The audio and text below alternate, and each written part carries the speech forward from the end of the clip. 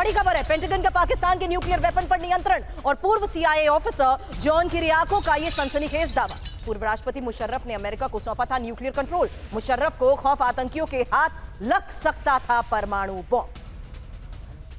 Ashok sir, अगला सवाल आपसे करूंगी क्योंकि अमेरिका के पास पाकिस्तानी परमाणु कंट्रोल मतलब समझना जरूरी है सर। अब पूर्व सीआईए ऑफिसर जॉन किरियाको ने यह सनसनीखेज दावा किया है कि पाकिस्तान के न्यूक्लियर हथियारों पर अमेरिका का कंट्रोल है। पूर्व राष्ट्रपति मुशर्रफ ने अमेरिका को सौंपा था न्यूक्लियर कंट्रोल और साल 2002 में पाकिस्तान में तैनाती के वक्त पूर्व सीआईए ऑफिसर को जानकारी मिली। अब किरियाको का दावा यह है कि पेंटागन के पास अमेरिकी आर्सेनल का कंट्रोल, और किरियाको दावा यह भी कर रहे हैं कि अमेरिका ने लाखों डॉलर पाक आर्सेनल पर खर्च भी किए हैं।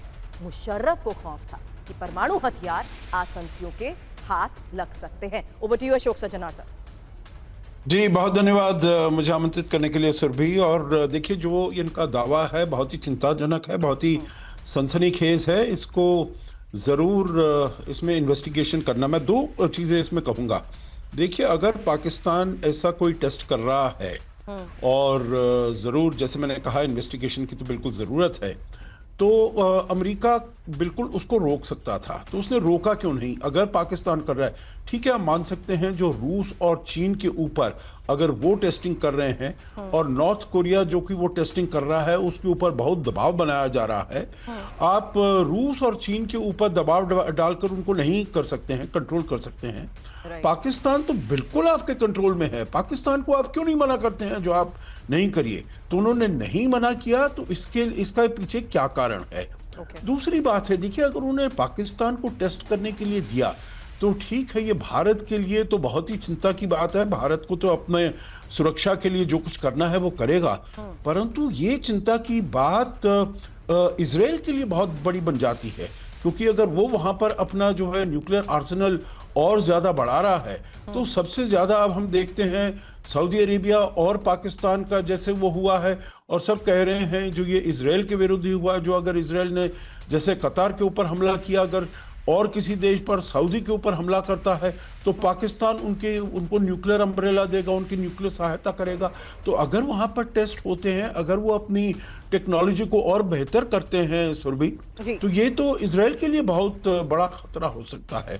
तो इसीलिए मैं समझता हूं जो पाकिस्तान का नाम लेने की अगर वहां पर हो रहा है, तो जरूरत नहीं थी राष्ट्रपति ट्रंप को। वो अगर ये बताना चाहते हैं जो मुझे भी करना होगा, अमेरिका को करना होगा, क्योंकि रूस और चीन कर रहा है, काफी था। पाकिस्तान का क्यों नाम लिया है, ये मेरे विचार से बहुत ही अचरज भरी बात है, और इसको और कई सवाल भी खड़े करता है सर। इसी के लिए आरजू कासमी का भी मैं रुख करूंगी सर। इस वक्त वो हमें ज्वाइन कर चुके हैं, लेकिन उससे पहले बड़ी खबर है, जहां परमाणु परीक्षण पर ही चीन का ट्रंप को जवाब, और चीन परमाणु हथियारों के शांतिपूर्ण विकास के लिए प्रतिबद्ध है। परमाणु परीक्षण पर रोक का सख्ती से पालन कर रहे हैं और परमाणु हथियारों पर नो फर्स्ट यूज पॉलिसी पर कायम है चीन।